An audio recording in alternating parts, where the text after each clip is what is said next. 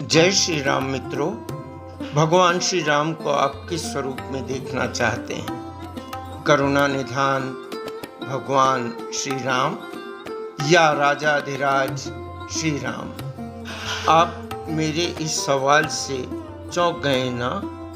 बिल्कुल, मैं भी चौंका था। मैं सोच रहा था वनवासी करुणा निधान श्री राम का और एक पहलू कौन सा है। जब राम मंदिर वाले प्रकरण में यह हलफनामा प्रस्तुत किया गया कि ये एक काल्पनिक पुरुष थे, तब समझ में आया कि मुझे भगवान श्री राम के लिए चिंतन करना चाहिए और समाज को यह बताना चाहिए कि वे राजाधिराज श्री राम भी थे, यानी वे भारत के इतिहास के एक महान चक्रवर्ती सम्राट भी थे। विंस्टन चर्चिल और उसके बाद सैकड़ों भारतीय और विदेशी शोधकर्ताओं और छात्रों ने हमेशा राम को एक मैथोलॉजिकल कैरेक्टर माना। कारण यह था कि उनके पास कोई भौतिक साक्ष्य नहीं थे, लेकिन वास्तव में जब वेदवीर आर्य जी की किताब पढ़ी तब समझ में आया कि केवल भौतिक साक्ष्यों के आधार पर इतिहास का पुनरावलोकन नहीं किया जा सकता या उसे पुनर्जीवित नहीं किया जा सकता। तो फिर कौन सा तरीका होगा? मित्रों, तरीका है नक्षत्रों की स्थिति, ग्रह गोचर के आधार पे तत्समकालीन साहित्य में मिले प्रमाण, घटनाओं के विवरण के आधार पर यह तय किया जा सकता है कि कालखंड कौन सा रहा होगा जब भगवान श्री राम चक्रवर्ती सम्राट राजाधिराज श्री राम के रूप में राज करते थे। विंस्टन चर्चिल से लेकर एक लंबी परंपरा रही है भारत को सांस्कृतिक रूप से क्षतिग्रस्त करने वाले लोगों की। मित्रों, इसी षड्यंत्र को तोड़ने के लिए यह कृति लिखी गई है। इतिहास पुरुष राजाधिराज श्री राम। आज से इस कृति का ऑनलाइन प्री बुकिंग सेशन प्रारंभ हो चुका है।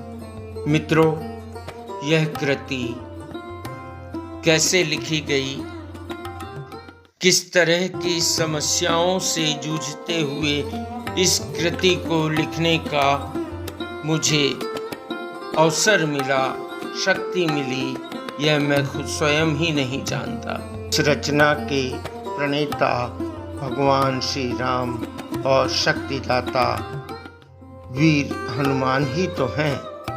मित्रों, इस पुस्तक को लिखने में श्री शिव कुमार शर्मा जी, श्री संजय त्रिपाठी जी का उत्साहवर्धन, प्रेरणा मेरे लिए बहुत महत्वपूर्ण है। इसके अतिरिक्त महान विद्वान, इतिहासविद श्री राजीव रंजन प्रसाद जी फरीदाबाद, वेदवीर आर्य जी, इन सब की कृतज्ञता करना कैसे भूलूंगा।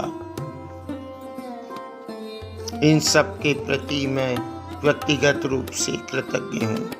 मित्रों, आपको अवगत करा देना चाहता हूँ कि मेरे बाएं लंग्स में कैंसर हो गया था।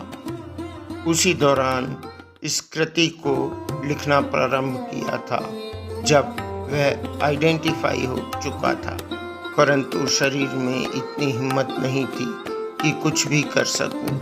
प्रतिदिन बीमार हो जाना, बुखार आना, यह सब लक्षण थे। अचानक मुझे अप्रैल 2023 में हॉस्पिटलाइज किया गया और फिर मुझे मुंबई ले जाया गया, जहां पर ग्लोबल हॉस्पिटल में मेरे बाएं फेफड़े को निकाल दिया गया। कृति का कार्य शेष था। जीवन के लिए शरीर संघर्ष कर रहा था, कदाचित मैं भी, लेकिन ईश्वर को अपना काम पूर्ण कराना था। सो हुआ वही जो राम ने रच रखा था। ऑपरेशन के बाद लगभग 2 या 3 महीने तक मुझे बिस्तर पर पड़े रहना पड़ा और लिखने की क्षमता भी नहीं थी। तब मोबाइल पर बोल बोल कर पुस्तक का पूरा काम हुआ। पढ़ना और लिखना, शोध कार्य और लेखन, यह पवन पुत्र वीर हनुमान की कृपा ही तो थी। मुझे लगता है कि ईश्वर ने मुझे फिर से जीवन इसलिए दिया है क्योंकि वे अपना कुछ कार्य कराना चाहते हैं मेरे माध्यम से। वीर हनुमान ने मुझे शक्ति दी और राम कथा का एक नया एंगल प्रस्तुत कर सका हूँ। यह तथ्यात्मक विश्लेषण है।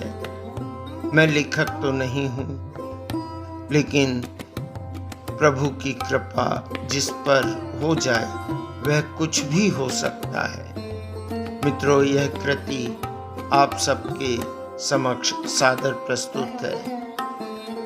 जय श्री राम। ओम राम कृष्ण हरि।